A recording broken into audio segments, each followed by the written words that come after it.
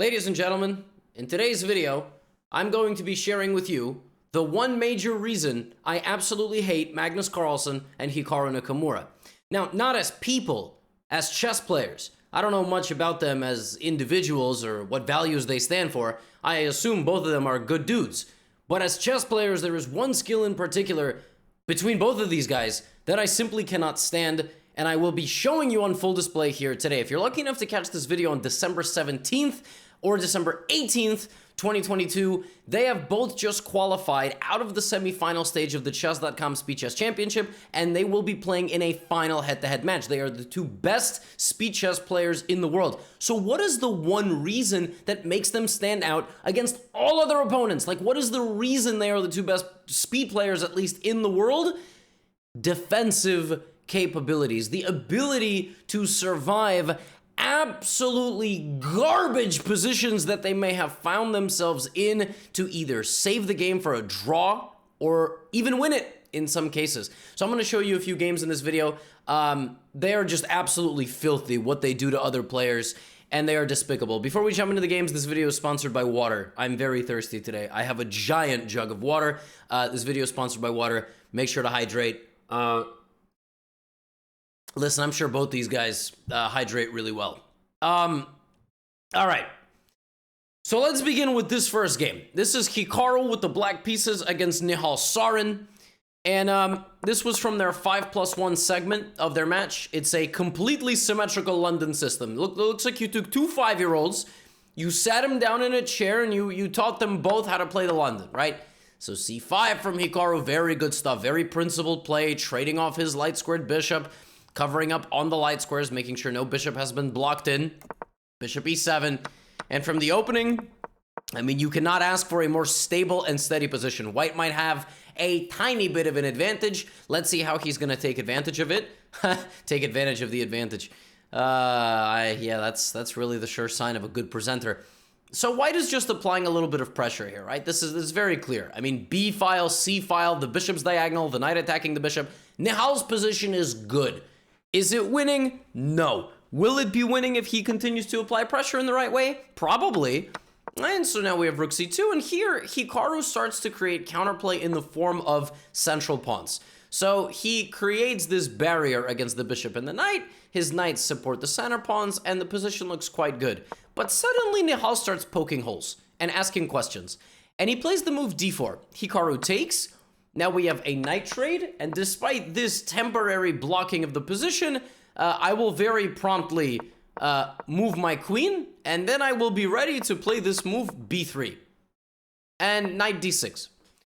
So Nihal has the following position. It's an endgame now. It's a 2-rook and knight versus bishop endgame, and White is better. White is better because he is much faster to attack the weaknesses. He's also much faster to his opponent's second rank. So if you're playing black, your second rank is the 7th rank, and White's second rank is the 2nd rank, right? And so when you get the rooks down there in the endgame, you can feast on the pawns. That's where most of the pawns are. In fact, if the pawns are above that, if they've all been pushed, there's an argument to be made that that player is overextended. So Nihal here has many options. Like, for instance, he can even trade, which normally isn't that great in endgames, but as long as he gets this, like, this endgame is always going to be dominant for White, because he's threatening to take all this, and he's threatening to also checkmate the guy. That's literally mate. So Nihal plays rook c7, and we have a trade, all right? And Nihal's just up a pawn, all right? He's cashed in on his advantage. He's up 2 points according to Stockfish, because that's how much better his position is. But this entire video is about, you know, the absolutely terrible quality that both Hikaru and Magnus possess in the fact that they never die on a chess game. They just don't. They have this innate ability to just ask questions till the bitter end. So Hikaru attacks the weaknesses, Nihal defends. Now Hikaru lashes out and is ready with h4. Also, the king now can escape off the back rank, right? And then he's got this. So he's got the center pawn, which, again, the computer here is like, this is garbage, this is garbage. But in a blitz game, this is all you need. Now Hikaru goes here, and his rooks threaten to either pressure or infiltrate somehow.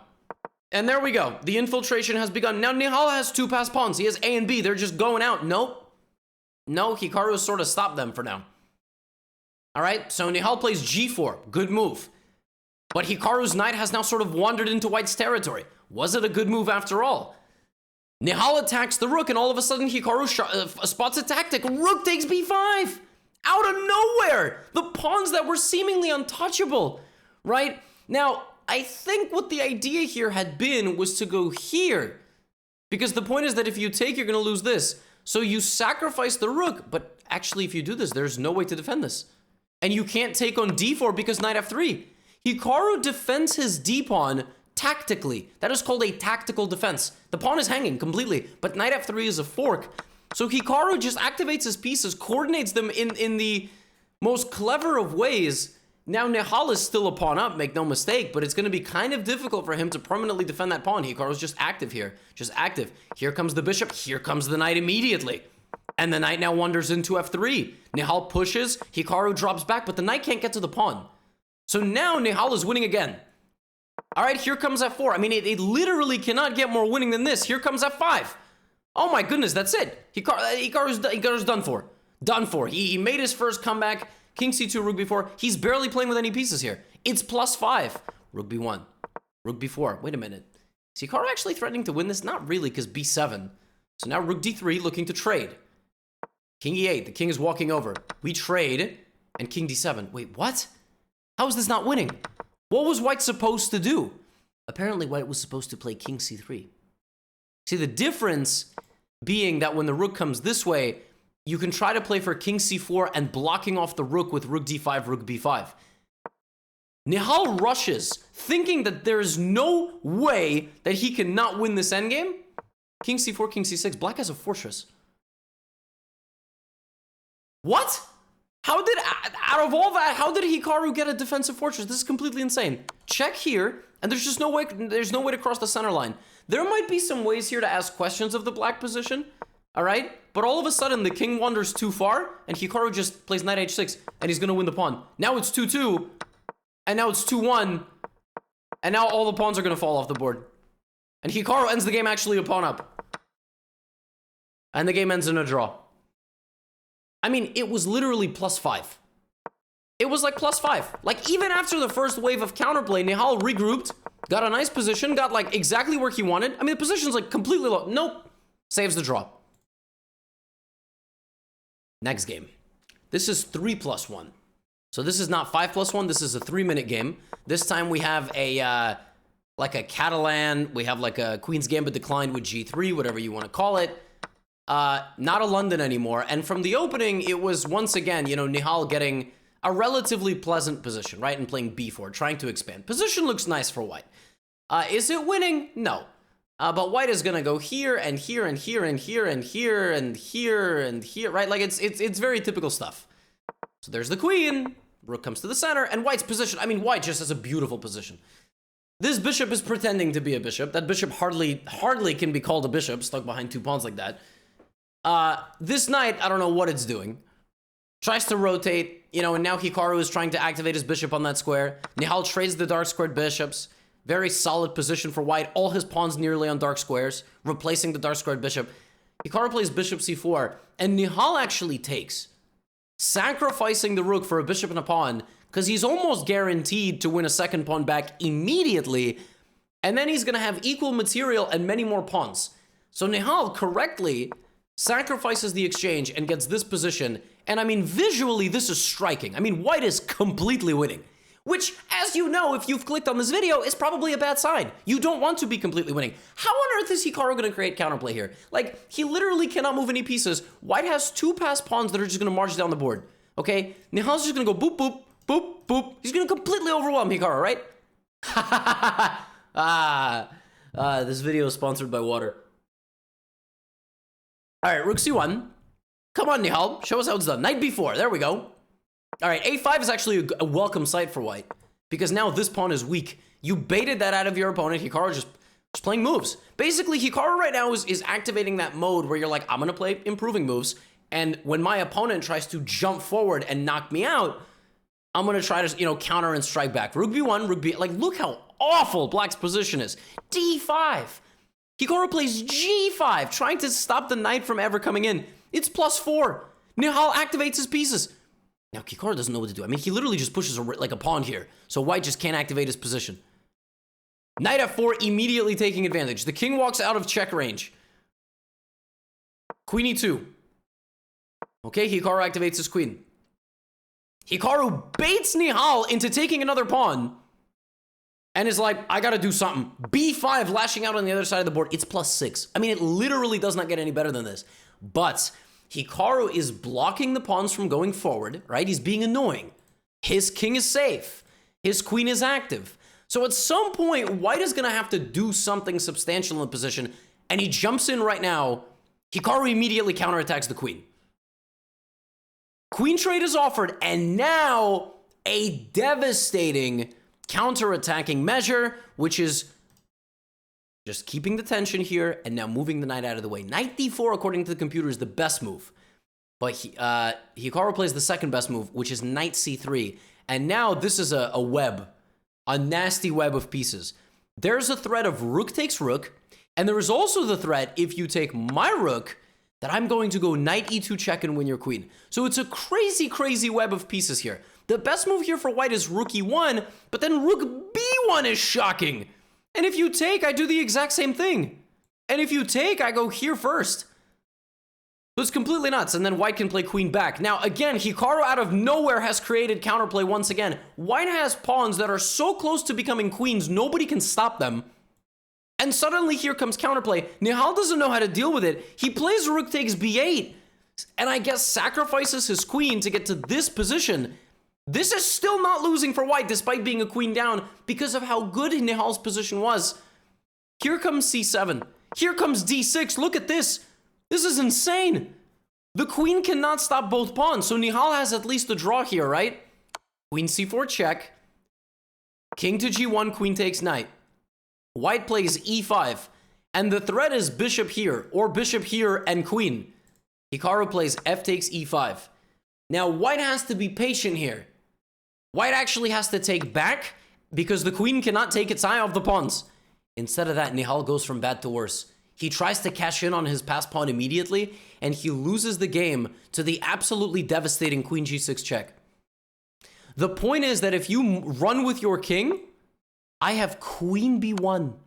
Not only do I win the bishop, I also check you, oops, and I also stop your pawns.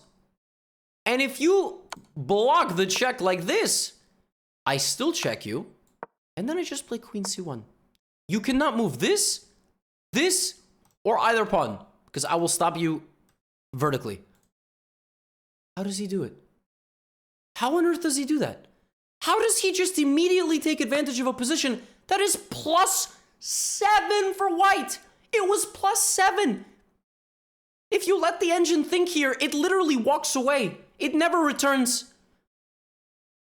And he won this game. He didn't even draw this game. He literally wins.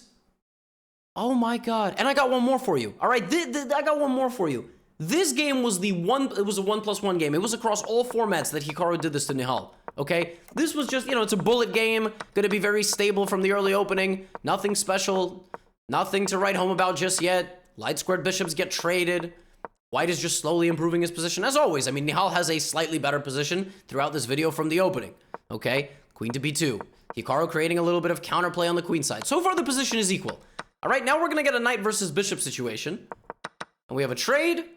Rook b8, and all of a sudden, there are checkmate threads being created, yeah? f6, we have this, and again, now I'm not saying Nihal is winning here, Hikaru is up material, but black is under pressure. Like, these pawns are very loose, completely unguarded. Queen g7, queen d2, a nice position for white. Very nice position, who will rely on the weakness of the queen, the pawns, and the passed c-pawn. All right, Hikaru plays here. Oh my. An auxiliary idea. The knight is trapped. Oh my goodness, Nihal just straight up won a piece. Not only did he win a piece, he won it back, and he has all the benefits of his position.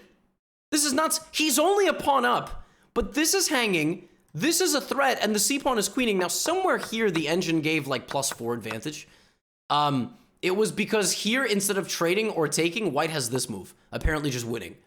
The point is that you keep the queens on the board, and like if I play queen g4, for example, there's rook d7 and mate. So Nihal is like completely winning, but instead he goes for the endgame, and okay, in the endgame, he still obviously has a very nice position. Rook d7 check, king h6, and now white has to just go back for a second and regroup. Instead of that, Nihal goes here. Hikaru gets his pawn back. Nihal goes for mate. I mean, look at this position. Black still looks like he has no moves. His king and rook are completely trapped on the edge of the board. Right? He's not going to win this game. G5, he tries to break out. Rook e6, threats are being created. Takes. But yeah, Hikaru's just trying to trade off the pieces, right? Pawn takes h4. Okay. Completely equal position, right? I mean, if anybody's trying to play for anything, it's Nihal because he's going to take, and yeah, life is good. All right, rook a8, passive defense. Yep. Rook c5. All right. Let's go, guys. It's a draw. Let's make a draw. Let's shuffle around a little bit, and Nihal hangs a rook.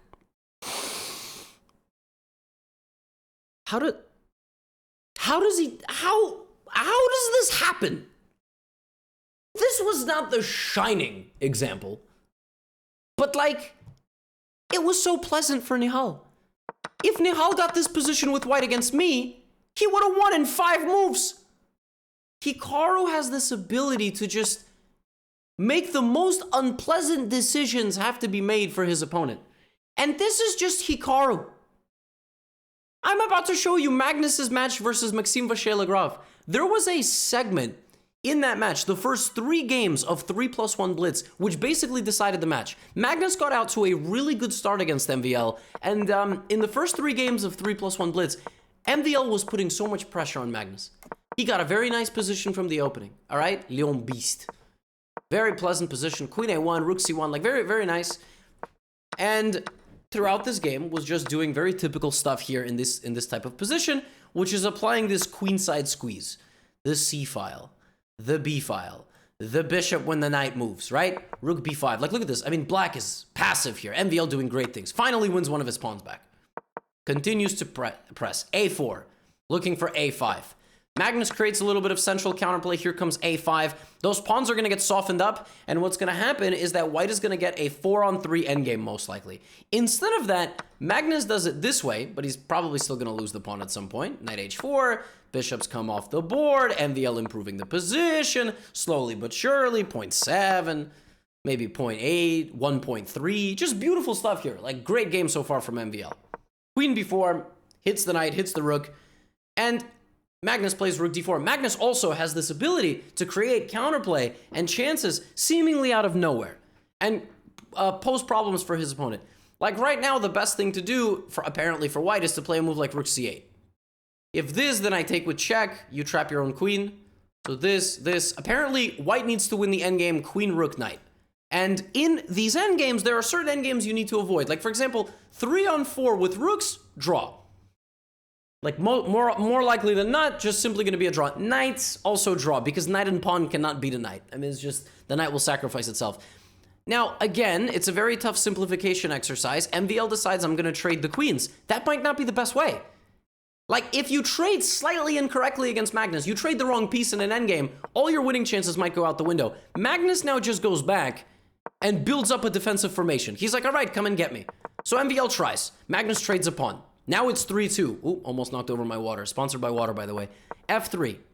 E4. Magnus just creating the blockade. Look at this. Magnus doesn't have to do anything. 2 rooks on the 7th rank, protecting the king. He's like, come on. Come get me. MVL's trying. Magnus trades the rooks. Magnus knows at what right moment he's got to trade the rooks. Now we have rook and knight 3 versus rook knight 2. Magnus realizes this is just a draw. The thing is, you will not get Magnus in an endgame. You're not going to trick Magnus in the endgame. It's the best endgame player of all time. All right? Defensive formation created, pawns blocked. If 3 pawns versus 2 cannot even move forward, are they really even a pawn majority? Trades everything, makes it into a knight endgame. The easiest way to secure a draw here, a knight endgame or a rook versus rook, effortless. Pawns get traded, avoiding the king and pawn endgame, although probably still good drawing chances. All right, knight e5. He will only trade if it's absolutely guaranteed. And, yeah. He knows it's guaranteed. He knows that this is a draw. The pawns are too far up for white. Black always has opposition. And the players make it down, confident enough in his endgame technique to make it to a pawn endgame and draw it. And literally, this game came down to the fact that MVL played brilliantly for 36 moves and then traded the wrong piece. Like, Imagine you cannot beat a guy because you traded the wrong piece. You were supposed to trade rooks in this endgame to keep the queens on. Instead, MVL was like, well, this is winning for me. Nope. Like this, endgame chance is gone. Now, the next two are heinous. All right, Magnus now has the white pieces. We have a symmetrical position from the opening.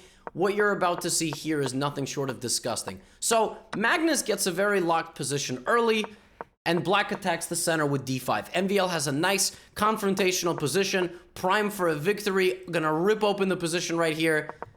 a6, a4, trying to suppress MVL's counterplay. Knight drops back to g1. MVL plays f6, ready to open up the f-file. We have this. Magnus brings his bishop back to c1 and tries to plug the center with rook e4.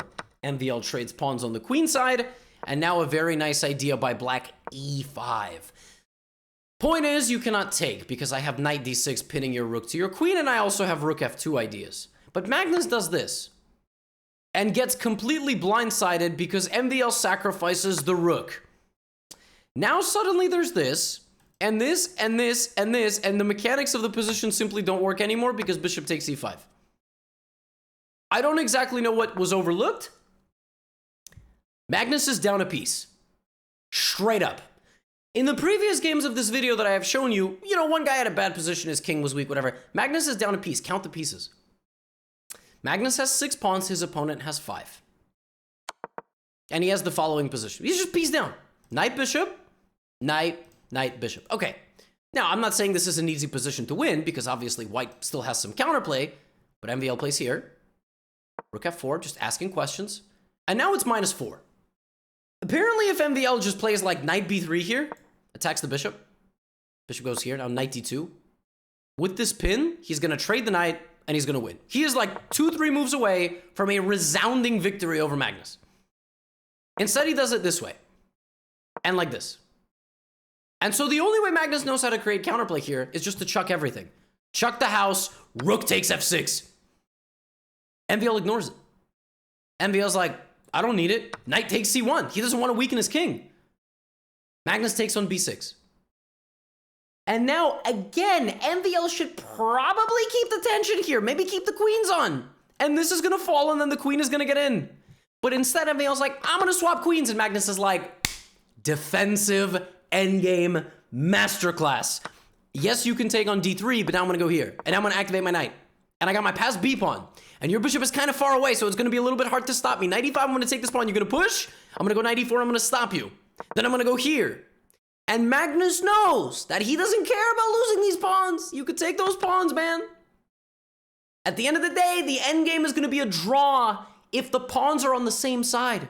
The piece advantage for a Lion Beast will matter a lot less when there's no pawns on the board. Rook and knight versus rook, knight, bishop is probably a draw. Completely ridiculous. This man was once, it was -6. Another game where it's just -5, -6. And these dudes just pose so many complex little riddles for their opponents that they just find ways to win. Like, you can be one move away from being one move away, and suddenly all your advantage is gone. Suddenly you have no advantage anymore. You're up a piece, and you can't even beat a guy up a bishop because he just poses problems. f4, rook c7. Look at this. Knight c5. That might not even be the best trade, by the way. Like, there might be better ways to do this. For example, rook c6 check might force a draw. But it's the psychology of being winning for so long, and then suddenly it all goes away. Magnus goes here. Look at this. He trades the knights and the rooks, and he's like, you can't beat me here. Why can't you beat me? Because at the end of all this, bishop and h-pawn, that's not the same color, is a draw.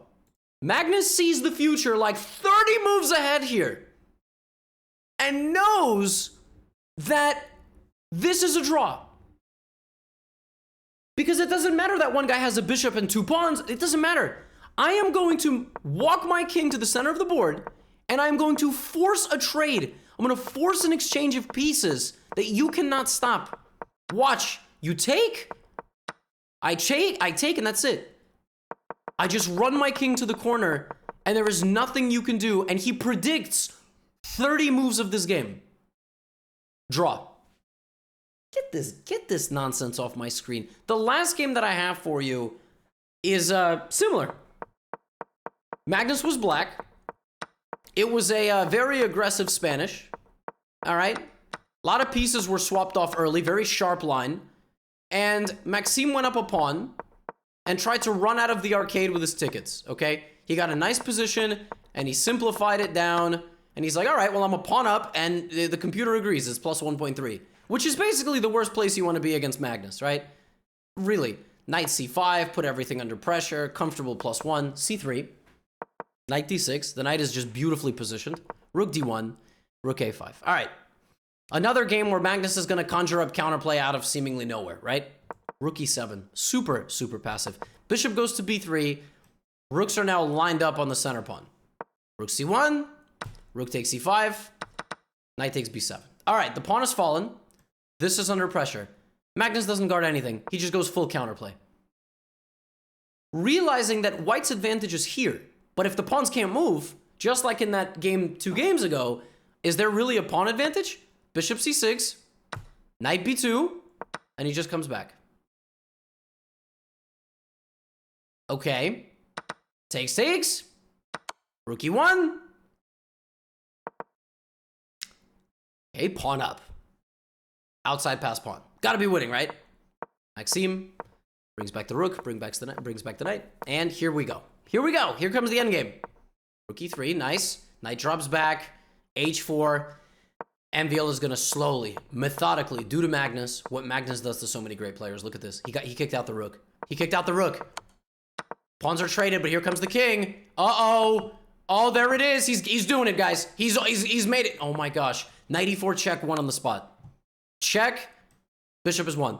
That's just game over. Game over, pawn promotes. Oh my goodness. He did it. He was right there. No, he misses it. All right, he's still completely winning. He's going to push that pawn at some point. Knight jumps into d6. It's over. It's got to be over. Oh, you can take, but then you're going to lose your pawn. And rook versus rook and knight is probably a draw. How does Magnus do this? Okay, king b6. But now you can't take the bishop. But you can do this. This is also winning. Oh, he's winning. Easy. Rook c7. They repeat once. Check here. This is winning because you push. You push. And when the king takes the pawn, you push. That's it. You're going to queen. You're queening much faster than this. And if black sacrifices the rook, you have to give a check before you take. Because if you give a check, the king moves. You take the rook, you take the pawn. You give a check, you take the rook, you take the pawn. MVL takes the rook. Now it's a draw. Now it's a draw because king and pawn versus king and rook is a draw if the defending king can shoulder the king away, meaning not let the king get close. And the white rook cannot both stop the pawn and prevent the king from shouldering. So every time you go here, I just come back, and your king just can't get any closer. Your king just can't get closer. I keep shouldering you away. Magnus Carlsen saves this. Rook versus pawn. I mean, this is why I hate these guys, man. This is why I love their chess, and I hate their chess at the same time. They are so good at saving such lost positions. I can't wrap my head around it. They're too good, man. And they're going to play a final soon. So, yeah, they're going to play a final on the day of the World Cup final. But if you're watching this past December 18th, you already knew that. So, this is why I hate watching Magnus and Hikaru play chess sometimes. Get out of here.